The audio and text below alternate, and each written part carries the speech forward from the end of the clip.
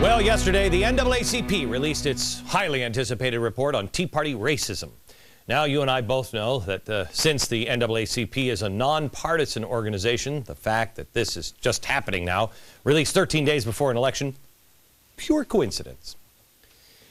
Now, would it shock you to hear that the NAACP found in their intensive investigation that there is racism, bigotry, nativism, and even white supremacy within the Tea Party? Me too. Who saw that one coming? Washington Post, another fine organization, says that the report was put together for the NAACP by the Institute for Research and Education on Human Rights. Wow, that sounds official. But I didn't see, exactly who IREHR is. I don't. Politico reported that the NAACP commissioned Leonard Zeskind on the left here and Devin Burghardt or whatever. He's on the right. They wanted to study it. They're the ones who did it. I had to go to Politico to get that. But Politico doesn't report who these guys are. Journalism is dead in our country. You can go to Soros and get all the spooky information now from the Huffington Post. Well, not exactly Soros. He had to launder the money through the Tides Foundation. You can do that, or you can go to The Blaze, where truth burns like a fire. TheBlaze.com. One of the journalists there, Meredith Jessup, looked into this story. From TheBlaze.com, here it is. IREHR is a group with long-held dreams for social and economic justice. Oh, I'm fascinated so far. Who condemn the so-called Christian right, paleoconservatism, and other far-right movements for their symbiotic relationships with nativism and white nationalism. I was just saying that at church the other day. I, for one, am really relieved and quite happy to see that the NAACP turned to such an objective source for this report. Now, who are Zeskind and Burghardt? Two authors of the NAACP commission that wrote the report. Who are they? Well, New York Times reports that Zeskind, a lifetime member of the NAACP, has written extensively on white nationalism. That's a serious understatement. Zeskind's career has revolved around an obsession of the abyss of mayhem and murder. Yeah, that's what America faces at the hands of white nationalists. That's what I was thinking, too, about us. He reportedly got his start working with the Sojourner Truth Organization, or STO, where his primary role was motivating the working class to make a revolution. Oh! By the way, STO's role model, Soviet dictator Joseph Stalin, of course, whose iron discipline, quoting, the STO idolized. Of course, by 1989, Zeskind claimed that Stalinist ideology, that's not a defining feature of my politics anymore. No! That was youthful indiscretion.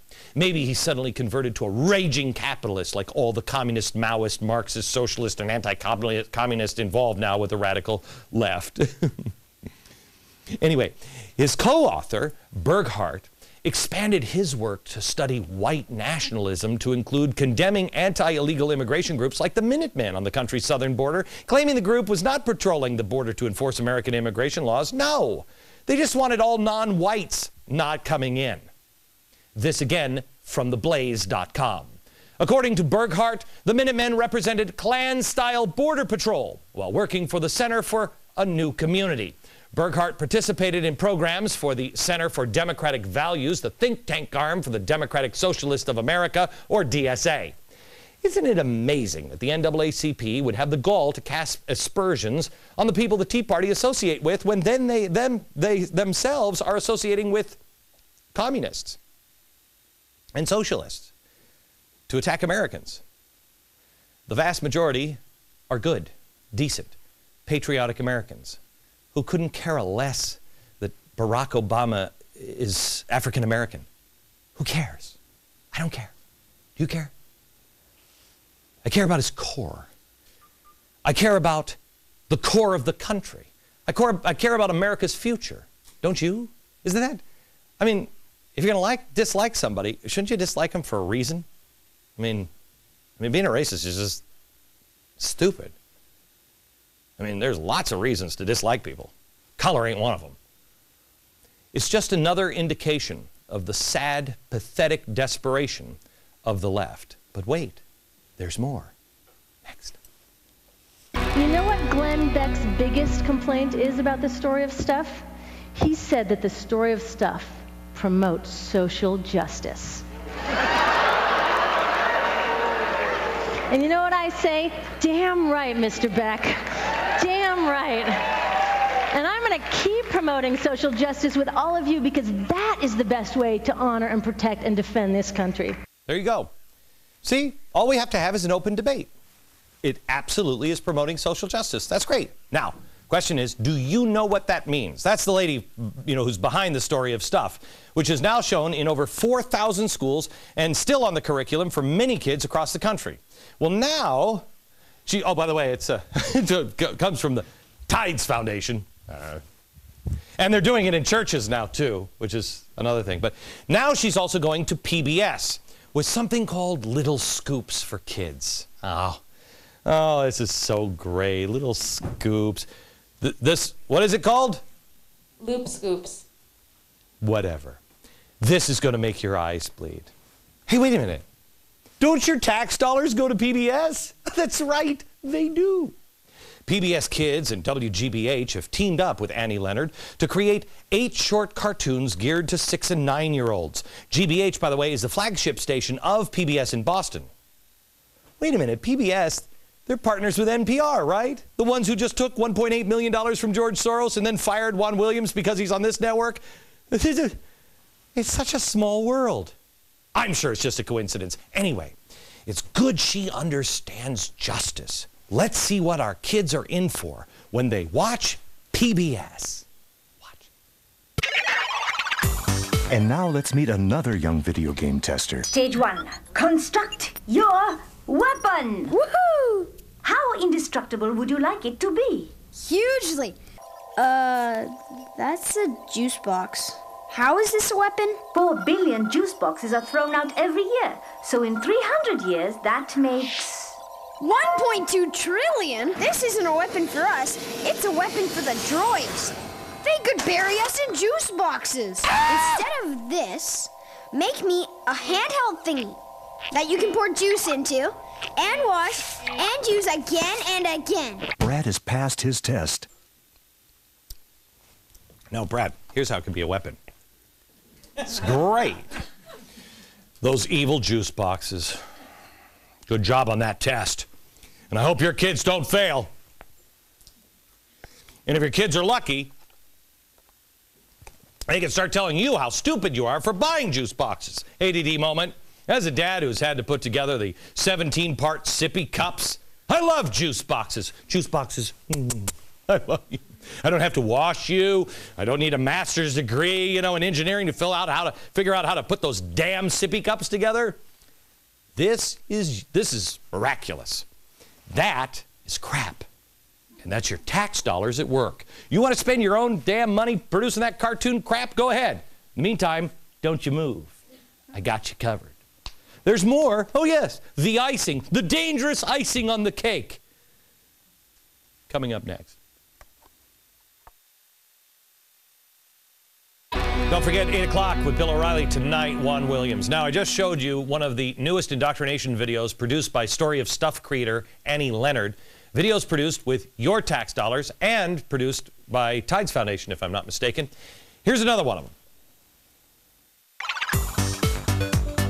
Hello, and welcome to the loop testing facility. Please, no outside game devices. Hey, I'm gonna get that back, right? Yes, as soon as you tell us a few things. For example, have you ever thought about all the parts in your DS and where they came from? Which of these metals is present in your game device? Mercury is poisonous, but it'll go into a dump somewhere and poison the earth. Oh, come on. How many of these things end up in dumps? What, a couple hundred? Millions. Jeez. Well, maybe I won't buy a new one then. I'll just keep this one. He has passed with flying colors. Oh, jeez. Video games are now poisonous. They have no problem with the first-person shooter games where they're shooting cops. No, no, no. It's that they hurt the trees. Forget about protecting little Johnny's brains. Protect Mother Earth. That's much more important. This is a full frontal assault, America. Social justice, eco-justice, you name it. You watch for it in your schools.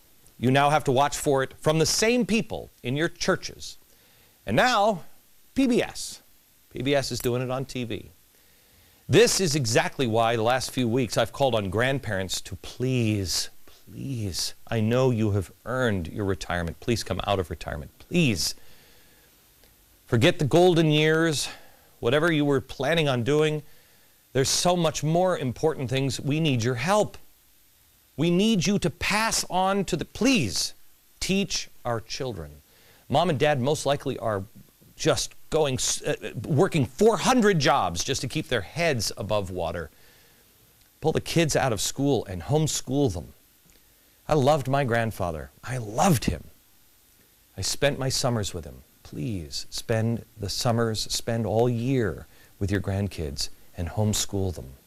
Oh, by the way, not just Soros's tides and your tax dollars at PBS are funding these cartoons. Nope.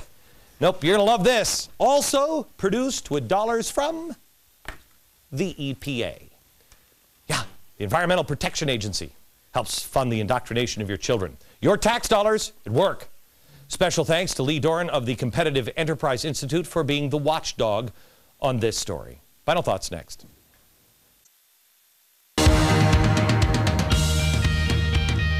This Friday, real stories of the American dream. This is a show that will once again make you believe that hard work and integrity are our most valuable assets. The power of the individual. This Friday at 5 p.m. It is a great, great show tomorrow you do not want to miss. You're going to feel good, hope, and a plan to restart the engine of this country. That's tomorrow night. Uh-oh. Sorry, Tides Foundation. Does that make you sad? See you with O'Reilly tonight at 8 from New York. Good night, America.